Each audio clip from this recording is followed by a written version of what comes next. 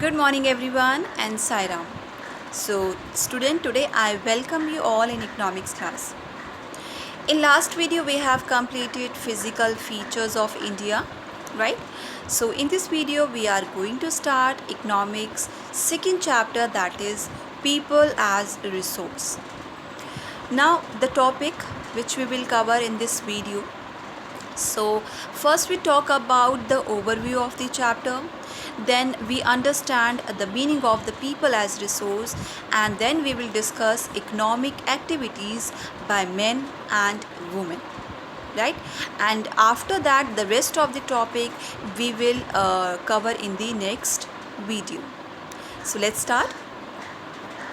Okay, so let's start first to understand the meaning of the chapter people as resource. So word to word, first we understand the meaning of the topic, then we will proceed further. So people as resource, people means population. Peoples means population. So here we talk about overall population. Clear? Second is resource. Resource means like anything which can be transformed, right? Anything which can be transformed in the way is that it become useful and valuable is called a resource, right? Now for resource we can also use word asset, right? For resource we can also use word asset. So asset basically anything which can be transformed into the benefit. Clear? So this chapter basically people as resource help us to explain that population is an asset. Population is an asset, that means which can be transformed into the benefit rather than a liability. Liability means burden, right? So this chapter help us to explain that population is an asset for the country, for the economic of the country rather than a liability.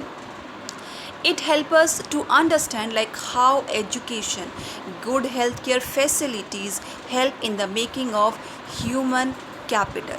So the main motive of this chapter is that population is an asset, not a liability. Clear? Now let's understand the meaning of like what do you mean by people as resource. So as I said, like population is an asset for the economy, for the growth of the country rather than a liability. Clear? So people as resource is a way of referring to a country's working people in terms of existing productive skill and abilities. So people of the country are its valuable resource if they are educated, if they are healthy, if they are trained. Because we know that like no economic activity possible without human resource. So in simple word we can say that people who are a part of workforce, right?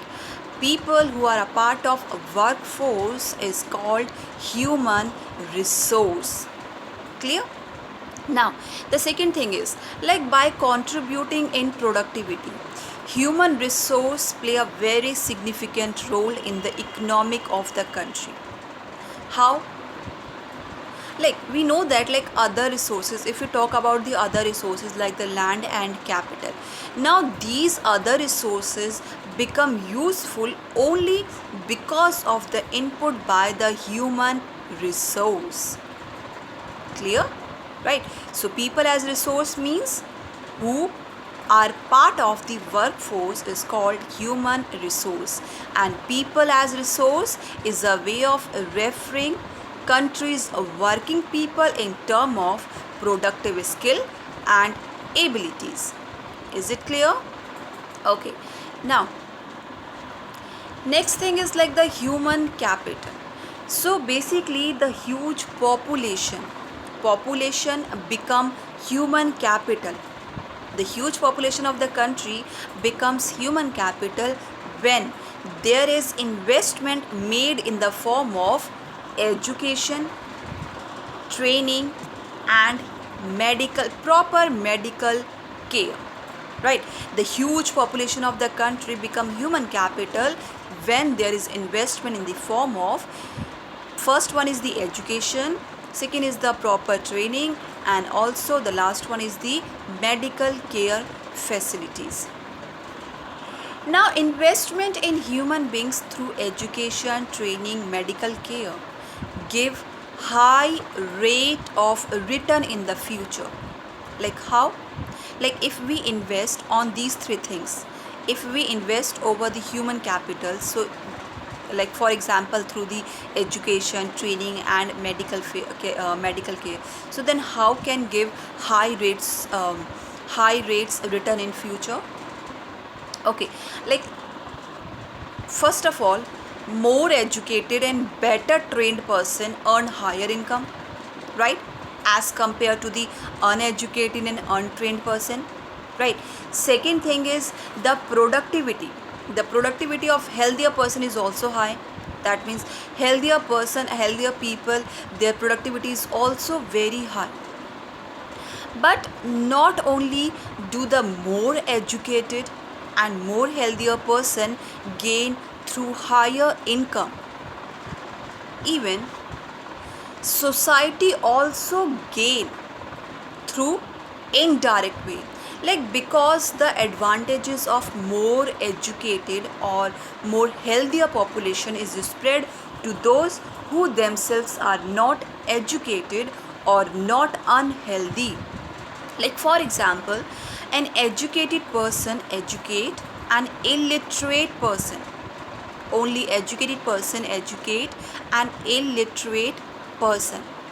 In fact, we can say that human capital is more superior to the other resources. How? As I said, like human capital, like for example, like other resources like the land and capital. Now these resources not become useful on its own, right? These resources become useful only because of the input by the human resource, right. Human capital and human resource make other resources more useful and valuable. That's why human capital is more superior to the other resources. Is it clear? So, for many decades in India, a large population has been considered a liability. That means burden rather than an asset. So, but a large population need not to be a burden for the economy. It can be turned into a productive asset by investment in human capital. Like for example, by spending resources on education and health for all, training of industrial and agriculture workers in the use of modern technology, and also useful scientific researches and so on, right. So here are the two case study that illustrate how people can try to become a more productive resource. So the two case study, first story of Sakal and second is the story of Vilas, right. So these two following cases illustrate how people can try to become a more productive resource. So first story of Sakal. Sakal and Vilas, they both were friends living in the same village, Simapur. Sakal was a 12-year-old boy. His mother Sheila looked after domestic chores. His father worked in an agricultural field. Sakal helped his mother in domestic chores. He also looked after his younger brother and sister. His uncle, that means Sakal's uncle Sham, had passed the matriculation examination but was sitting in the ideal in the house as he had no job. Basically, Sakal's parents, they were very eager to teach Sakal, so they forced him Sakal's parents forced him to join the village school, which he soon joined. Then he started studying and completed his higher secondary examination. Then he raised a loan for Sakal, that means Sakal's father raised a loan for Sakal to study a vocational course in computers. So Sakal was very interested in studies from the beginning, and with very great enthusiasm he completed his course, computer course. And after some time he got a new job in a private firm. He even designed a new kind of software, and this software helped him increase the sale of the firm. Clear? So this is the story of Sakal. Now the second story of Vilas. Vilas was an 11-year-old boy residing in the same village as Sakal. Now Vilas' father was a fisherman, right? His father was fisherman. His father passed away when he was only 2 years old. So Vilas' mother Geeta sold fish to earn money to feed their family. She bought fish from the landowner's pond and sold it in the nearby mandi. She could earn only rupees around 20 to 30 a day by selling fish. Vilas became a patient of arthritis. His mother could not afford to take him to the doctor. Even Vilas could not go to the school either. He was not interested in study. Right? He helped his mother in cooking and also looked after his younger brother Mohan. Then after some time his mother too fell sick and there was no one to look after her. There was no one in the family to support them because Vilas too was forced to sell fish in the same village. So he, like his mother, earned only a very less income. So in the two cases, like first is the story of Sakal and story of Vilas. Sakal went to school, but Vilas did not go. Sakal was physically strong and healthy, but Vilas was not. Right? Sakal found a job in a private firm while Vilas continued with the same work as his mother. And he earned a very less income like his mother to support a family. So if we talk about in case of Sakal, several years of education, just kindly note down children, several years of education added to the quality of labor and this enhanced his total productivity, and total productivity adds to the growth of the economic. And in second case, that means the story of Vilas, right? In second case, there could not be any education, right? No education or health care in early part of his life. So he spent his life selling fish like his mother. Henceforth, he draws the same salary of unliked laborers as his mother. Okay, now these two case studies like story of Vilas and Sakal illustrate how people can try to become a productive asset. Right? So we can say that it is very important to invest in human capital or human resource via education and medical health care facility because it gives high rate returns in the future. Clear? Now, the next topic is human capital formation. Now, first of all, human capital. Human capital is a stock of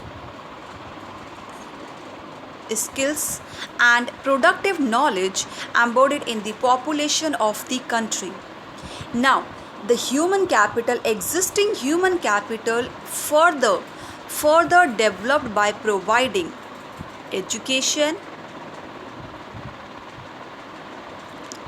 proper training, and medical care.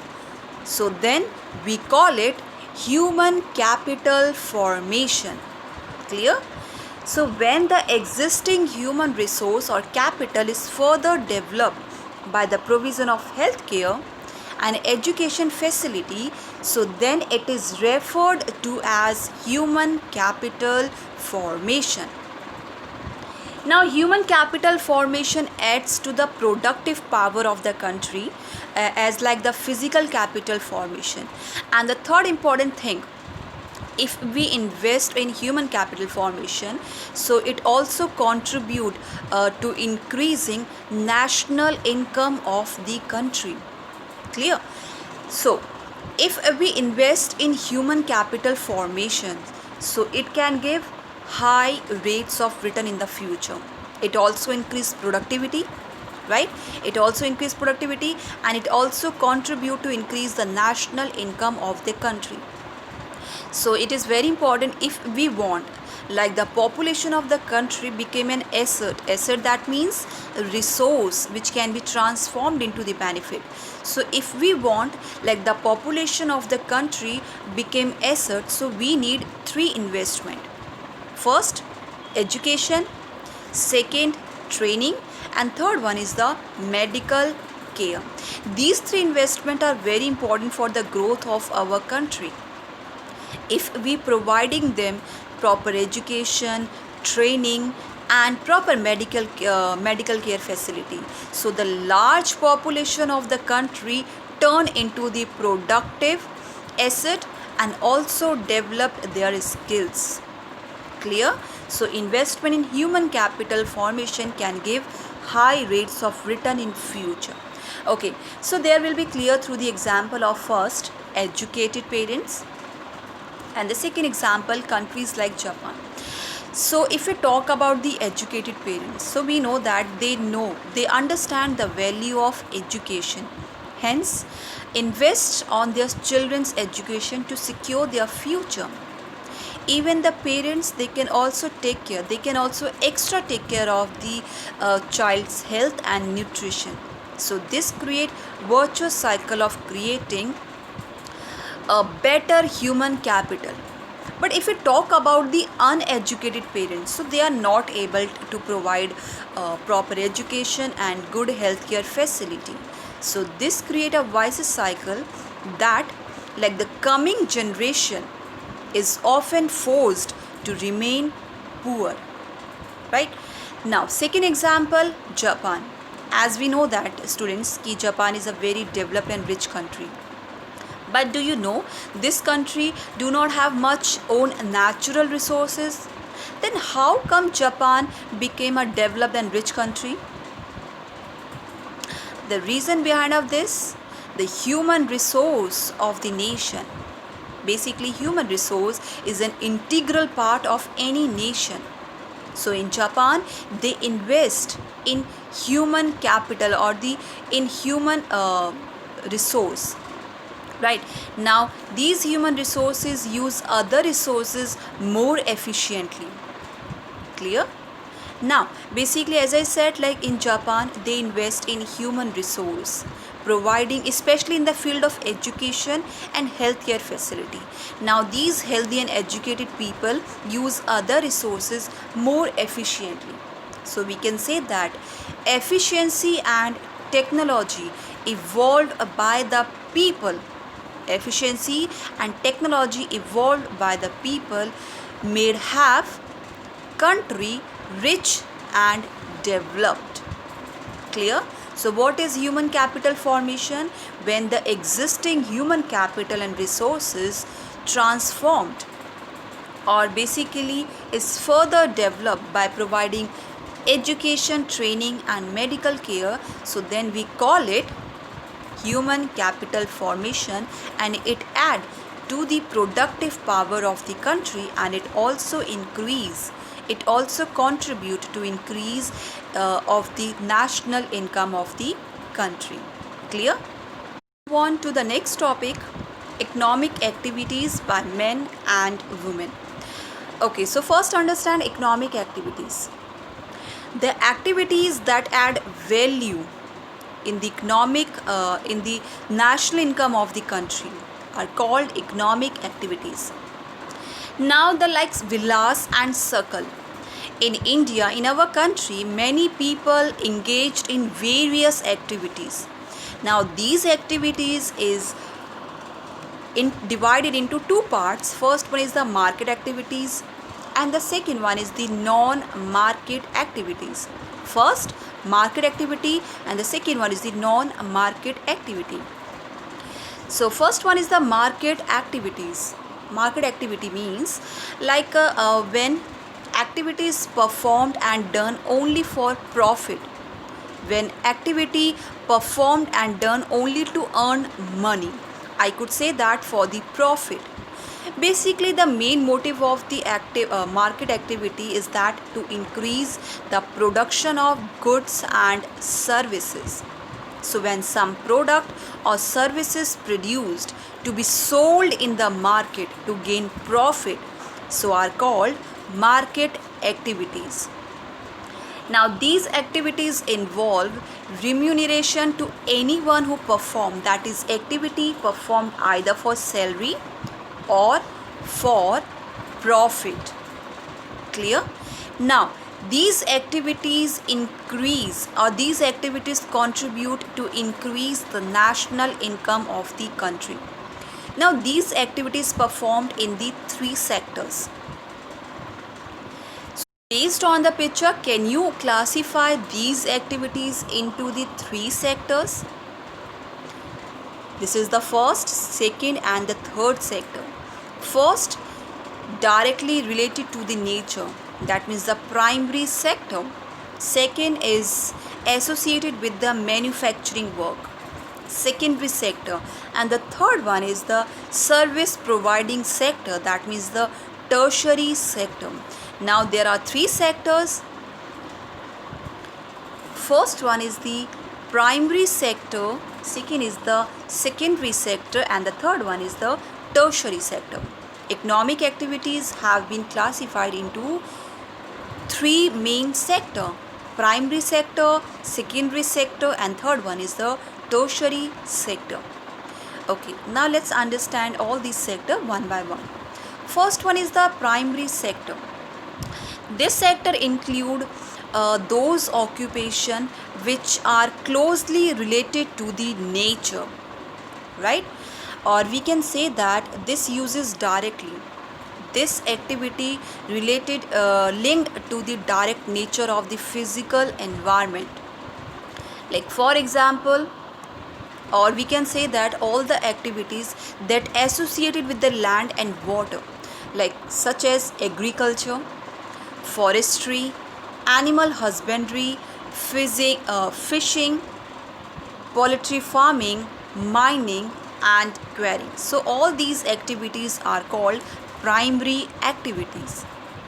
Clear? So in simple word, primary activities are directly linked to the nature of physical environment, right? So these are the example of the primary activity. So many people in the developing country, underdeveloping countries are employed in the primary sector. So is it clear? All the activities associated with land and water, or we can say that directly related to the nature, like the agriculture, forestry, animal husbandry, fishing, poultry farming, mining, quarrying are the primary activities. Second is the secondary sector. This include those occupation produce the finished good by using primary product as raw material. In this sector, people engaged in manufacturing process. Clear? This sector include manufacturing process, right? Now in secondary sector, like the primary products used to produce some other commodities manually or by machine. Clear? Like for example, production of bread, we need wheat. So wheat they used as a raw material, they convert into the bread, into the finished good. Second thing is a car from steel. So steel is also a raw material. So in this sector, people basically engaged in the manufacturing process. Now the last sector is tertiary sector. Tertiary sector, basically this sector support primary and secondary sector, right? This third sector support primary and secondary sector. Basically this sector is a service kind of sector. This sector is a service kind of sector. That means this sector provides services to the primary and the secondary service. This also increase the efficiency of the work of the primary and the secondary sector. Now this include trade, communication, banking, education, transport, health and tourism, etc. comprises the tertiary sector. All these are examples of the tertiary sector because they all are the service provider. Clear? So tertiary sector basically is a service kind of sector, includes trade, communication, banking, education, transport, health, tourism, etc. Right? All these are comes under the tertiary sector. This sector basically they support first two sector, that means primary and the secondary sector. So is it clear? There are three important sector. First is the primary.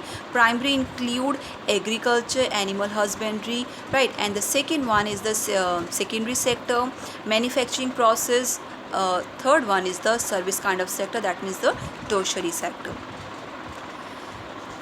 Now next is non-market activities. Basically non-market activities are performed only for self-consumption. So when some product or services, right, when some product or services can be produced only for self-consumption, so these activities are called non-market activities. Like for example, if the farmer produce only for their family's consumption, so this is also called non-market activities. Even the domestic chores done by the women, it is also considered non-market activities. So in simple word we can say that non-market activities performed and done only to satisfy their needs. Okay, like for example, I have a kind of a small plot of land. I live there. I have grown crops over there. Right? I'm fully satisfied. I do not need anything because my all requirements are fulfilled here. Right? So this is the non-market activities. The activities done only for self-consumption. Clear? These activities involve production for self-consumption. These activities relate to consumption and processing of primary product, and these also include own account production of fixed asset. So is it clear? Market activities basically done to earn money, and non-market activities basically performed only for self-consumption, only to satisfy their needs. Okay, like so let's understand the difference between the market and the non-market activity. So first, market activities performed, this involves remuneration, that is like this perform to earn money or profit. And non-market activities basically this performed only for the self-consumption. Now market activities like teaching, banking, tourism, agriculture, all these activities comes under the market activities. And non-market activities basically, as I said, like if arranging free education for the poor children, so this is considered non-market activity. If the father teaching his son, so this is also considered non-market activity. And all the domestic works done by the woman also considered the non-market activities. Is it clear the difference between the market activities and the non-market activities? Okay, so that's it for this part. Now rest of the topic we will cover in the next video. Now quiz time. So first question is, which of the following is included in the secondary sector? Right? Which of the following is included in the secondary sector? Options are tourism, second option manufacturing, and the third option is agriculture. Now, which of the following is included in the secondary sector? Secondary sector include manufacturing process. So option B, right? Now the question number 2. Which of the following is not an economic activity? Right? Basically, economic activity we perform to earn money. Clear? Options are farming for self-consumption, dairy farming, and the last option is teaching. So which of the following is not an economic activity? Farming for self-consumption. Basically, this is considered non-market activities. Now the third question is, when there is investment made in the form of education, training and medical care, what does the population become? Right? When there is investment made in the form of education, training and medical care, then what does the population become? Human capital formation. Right? When the existing resource is further developed by providing education, training and medical care, then population became human capital formation. Production for self-consumption is, options are non-production activity, and second option is non-market activity. So production for self-consumption is called non-market activity, option B. Now the fifth question is, people as a resource refers to the dash: education skills, production skills, and the C option both A and B. So people as a resource refers to the both, that means educational skill and production skills. So option C is the correct option, A, both A and B. Now the sixth question is, investment in human capital is expenditure on, first is education, second option is training, third option is medical care, and the fourth option is all of these. So if we invest in human capital, is expenditure on education also, training and medical care facilities. So the option D is the correct option, all of these. Is it clear? So I hope that children, you all must be understood all the topic which we have discussed in this video, right? And next topic we will rest of the topic we will discuss in the next video. Then we will meet you soon in the next video. Till then, bye, have a great day.